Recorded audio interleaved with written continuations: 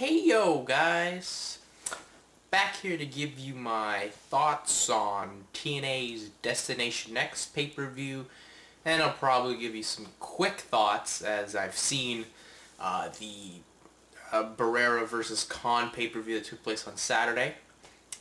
But we'll do TNA first, as this will probably be... You know what, let's just actually do a couple things quickly. Plug a couple things. First, plug my STICKAM live show, which will be every Wednesday from 8 to, well, basically from 8 to whenever. I know how long I will go. I don't like to set a time anymore. I mean, I did the first show last week, and, you know, I don't like setting a time thing because I may run out, but whatever. However long it goes. Starts at 8. Hopefully, you know, you people will tune in. There's a link, you know, hopefully create an account. You know, it's free, and, you know, add me as a friend or whatever, and hopefully you tune in that day. And as well, now I'll give you my quick thoughts on the Khan Barrera fight. You know, the first fight on pay-per-view was Nikki Cook versus Roman Martinez. Really, this fight was pretty amazing, as Martinez won every round and finished Nikki Cook, as I didn't think that would happen. Nikki Cook's a game competitor, and I mean, he beat, you know, Arthur Abraham for his championship that he had, so that completely shocked me. Then we had Enzo Maccarinelli absolutely, you know, win every round as well. But he was winning every round, but, you know, he got knocked out. I don't remember the name of his opponent at the moment. I apologize for that.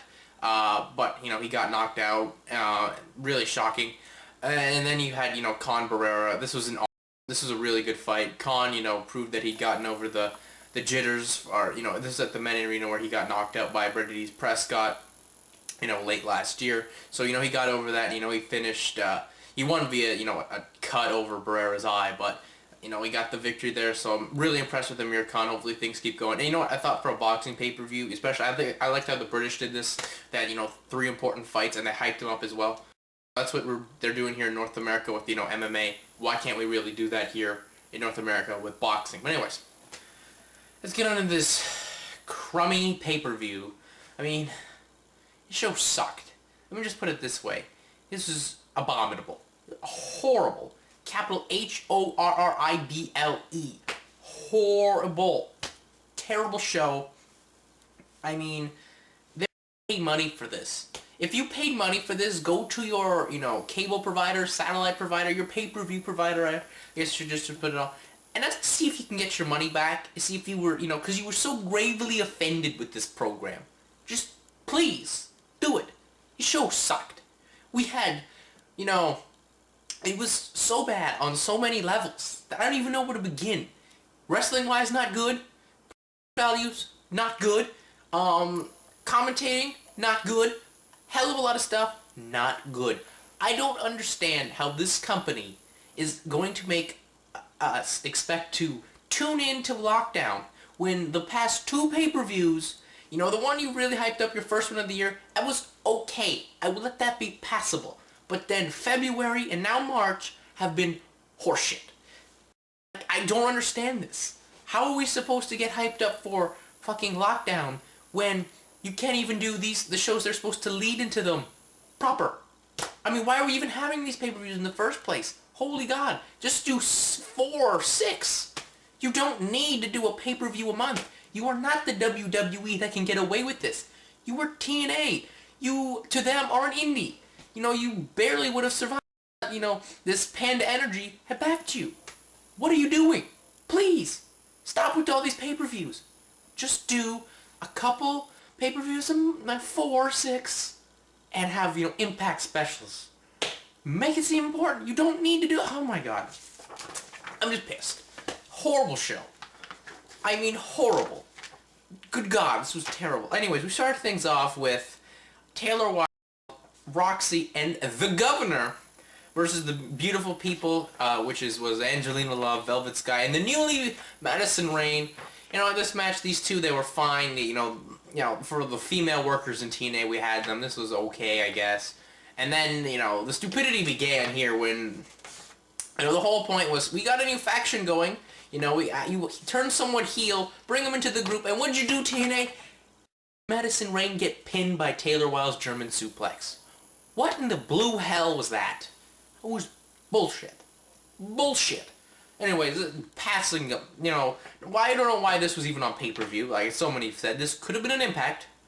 This did not deserve to be on pay-per-view. They didn't even mention where Q-Kip was. I mean, not that he's all that important, but still, you know, he's a part of this group. Wouldn't someone important to maybe mention where he was? Don't know, but whatever. This was not even deserving to be on the pay-per-view, but whatever. You know, for an opener with the females, I mean, for a TNA female match, it was okay. Then we went to, you know, a backstage segment which, you know, Jeff was basically talking about him not being an impartial referee, and Foley, I don't know what the hell he was talking about, really. All I remember from this abominable segment was production company, you know, the production guys in the truck who, you know, are morons, and 6th graders could do a much better job than them.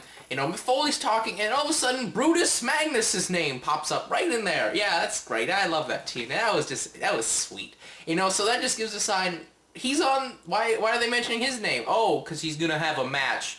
So, the next thing we have is Brutus Magnus' open challenge. First of all, I thought this company had given up, since in his 3rd match in the company, he got pinned by Homicide with the Gringo Cutter. So, why in the blue hell was this match even taking place? So, it's another open challenge, and he takes on Eric Young. Whatever, Eric Young tried his best with this guy. Brutus Magnus is garbage. He is terrible, terrible, so sloppy. He messed up so many moves. He delivered a Sid Vicious type powerbomb, which I just thought, oh my god, this is scarier than hell. Just terrible match. You know, Young tried his best, and then, you know, Magnus wins with the Tormentor off the middle rope now, so I guess that's where it's going, because, you know, no one bought into the Tormentor. Maybe if we can put it off the middle rope now, it'll be important. Not the greatest thing in the world. Whatever. I mean, terrible match for Magnus. I mean, why are we wasting better talent on him? Please, couldn't you just get some jobbers and use him on Impact and just... Why was he even on pay-per-view? What was the point of this? You know, it's like you didn't have enough matches. You had, what, 8? 8 or 7? What the hell, TNA? Anyways, then we went to... You know, for some reason, you know, Sheikh Abdul-Bashir came out and said, you know what, this is the 3rd pay-per-view of the year I have not been booked on. And really, I kind of was like, yeah, what the hell is it? This guy is good. Put him on pay-per-view, TNA. What in the fuck? He has kind of a point. But really, you know, he just talked about, you know, this prejudice stuff. And I'm like, whatever. You know what? Sheikh Abdul-Bashir, it's the Muhammad Hassan character, but Sean Daivari doesn't play it as well. Sean Daivari played that role with Muhammad Hassan well as being the guy that's spouting the gibberish. If he could maybe get someone being there to speak the Arabic language or whatnot, that would maybe help, but this doesn't help. And Cornette says that he doesn't like him. He doesn't like him at all. And that they had some, you know, guy from 3D's Wrestling Academy dressed up in a Navy outfit and sang a horrible rendition of God Bless America. You know, he had to have the cue cards, so, yeah. Anyways, then we had, you know, another segment with Kurt Angle complaining to the whole Main Event Mafia about how they're trying to screw him, you know, Foley, Jarrett, and Sting. He's kind of got a point. Come on, how is the heel getting screwed by the faces? Makes no sense. So then we went to the next match, which was Matt Morgan versus Abyss in the 10,000 Thumbtack match. This was trash as well. You know, TNA in their utter incompetence, they did a spot where they had Abyss set up the tacks on this crash pad, but Mike Tenay's like, yeah, he set it up on the platform. Yeah, way to go, TNA. Way to show where your end spot is going to be 5 minutes into the match tops. Really just terrible. And then they did this spot, which I thought was, I know what you're trying to do, but it was just weak. You had Matt Morgan trying to rub Abyss's face in the tacks, but really it was just Matt Morgan holding Abyss's head and being, oh, you're going in the tacks, and Abyss is like, no. See, that spot works if the face is like this close into the tacks, and Morgan, stomp the hands. It makes it seem like, you know, oh, there could be potential if he's getting his face in there. Not just, oh, you're going in there, oh, go. Oh, like, come on. What the fuck, man? I don't understand. This was weak as well. You know, the finish comes, Morgan hits the carbon footprint, and Abyss flies into the tacks that were set up on the crash pad. You know, I don't understand why there was no Lauren. You know, she's kind of been a factor in this match, and she wasn't even involved. I don't know. Anyways, move over to the next match. Not even worth me ranting about this match. Really, we went to the next thing. Good God. We had another Impact segment with the results of the Win a Date with ODB. We had Cody Deaner, who was, you know, a guy that worked in the Canadian Indies here in Ontario, worked mainly with the Blood, Sweat, and Air promotion. Shark Boy, and I forget the name of the other guy, but whatever. He was some did a video. They made him do dance off. I mean, the segment is a fine TV one, but when you're paying for it, when you're making people pay $39.99 to see your pay-per-view, you don't do this. I don't know how many times I have to explain in videos about segments. Some segments can work. You can do some things, you know, if you don't have a lot of matches on the card, a segment is... When you look at WWE, they'll maybe do a segment like this out in the ring. Now, TNA will have 3 or 4 out there. I mean, TNA, you could have done this on Impact. You know, you could have devoted more time to the matches, which is why we pay for the fucking pay-per-view. I mean, that's why you have pay-per-view. So you can have more time to a match that you wouldn't on TV, not just to throw segments out there like they're candy. What are you doing? I know this. A hell of a lot of people know this. Obviously, the jackasses in your company don't. Horrible show. Horrible. Don't watch it, please. I'm not even halfway through it. I'm not even through the worst part yet. No, it was just a terrible segment. I mean, Jeremy Borash did good, but once again, like I said, this should have been a TV segment. Then we went on to the first match of the titles. It's Awesome Kong versus Sojourner. Now, the thing I don't understand about why are we having this match when you just built up the Entourage faction? That thing lasted, what? The stable. That stable lasted, what, 2 weeks before they killed it? What the hell is the point of that, TNA? Like, could you imagine if, you know, the Horseman was around? Yeah, let's just have it for 2 weeks, and then we'll have, you know, Tully feud with Flair. Sounds... No! You want to have something actually have, you know, awesomeness and, you know, be important. If that could have been, you know, okay, and, you know, add some variety to the knockout division now, but whatnot, that's not going to happen. So this match was awful. This is atrocious. This may have been the worst match of the night. I don't know. You know, maybe from a wrestling standpoint it was. You know, Bolt was just terrible. Kong just looked like, I don't care. I don't know why I'm in here with this girl who is just so green, it's not even funny. I mean, she's greener than it's going to be tomorrow on St. Patrick's Day. Terrible match. You know, finish comes when Bolt slings herself in and Kong just does the awesome bomb. You know, awful match. Oh, I'm not even going to... This is just terrible. I mean, I don't know why Kong has to work with all these horrible women. I just can't. I just hope to God that we get Dark Angel in TNA soon, because that'll actually be a good match, and Kong will have someone that's, you know, not green, terrible for her to work with. As that's going to be a fresh program, it's going to be an exciting program, and, you know, Dark Angel will add to that whole Beauty and the Beast thing that, you know, Gail Kim and Awesome Kong did, which was really successful. Yeah, let's get her in there, please. Please, God, CMLL, let's let her come over so fast it's not even funny. Okay, then we go to the next match.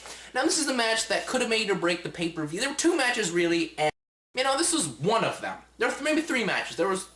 This is the first one here. It is Samoa Joe versus Scott Steiner. You know, these two have had good matches in the past. Steiner and Joe have quite a good chemistry because Joe's a tremendous worker. Well, yeah, Steiner come out... You know, the video package here is basically showcasing the whole nation of violence that Samoa Joe's about to bring in. They show old clips of when Joe, you know, was awesome.